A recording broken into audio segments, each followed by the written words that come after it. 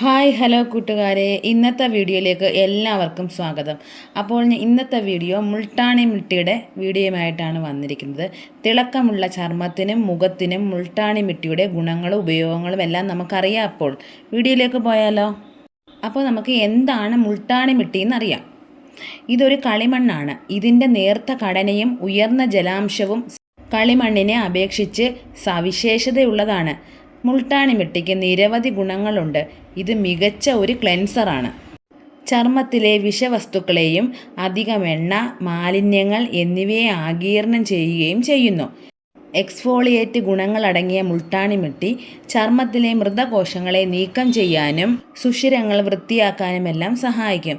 മാത്രമല്ല, ഇത് ചർമ്മത്തിന് നല്ല തിളക്കവും നൽകും. ഇനി നമുക്ക് ഇത് ഉപയോഗിക്കുന്ന വിധം എങ്ങനെയാണെന്ന് നോക്കാം. വീട്ടിൽ തന്നെ ഇത് വെച്ച് വിവിധ തരം ഫേസ് പാക്കുകൾ ഉണ്ടാക്കാം. മുൾട്ടാണി മിട്ടിയും റോസ് വാട്ടറും മിക്സ് ചെയ്ത് മുഖത്ത് പുരട്ടാവുന്നതാണ്. മുൾട്ടാണി മിട്ടിയും തേനും മിക്സ് ചെയ്ത് മുഖത്ത് പുരട്ടാം. മുൾട്ടാണി മിട്ടിയും തൈരും മിക്സ് ചെയ്ത് മുഖത്ത് പുരട്ടാവുന്നതാണ്. ഒരു പാത്രത്തിൽ 2-3 സ്പൂൺ മുൾട്ടാണി മിട്ടി ഇടുക. ഇതിലേക്ക് 1-2 തുള്ളി നാരങ്ങ നീര് ചേർക്കുക.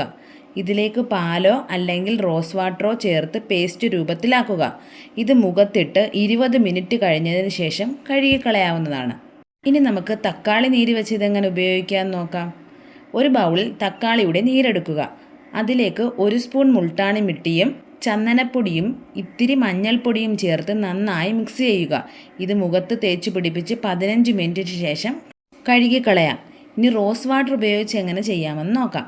ഒരു ബൗളിൽ മുൾട്ടാണി മിട്ടിയും കുറച്ച് റോസ് വാട്ടറും ചേർത്ത് നന്നായി യോജിപ്പിച്ച് മുഖത്തിടുക. ഇത് ഉണങ്ങുന്നതിന് തൊട്ടു മുൻപ് കഴുകാവുന്നതാണ്.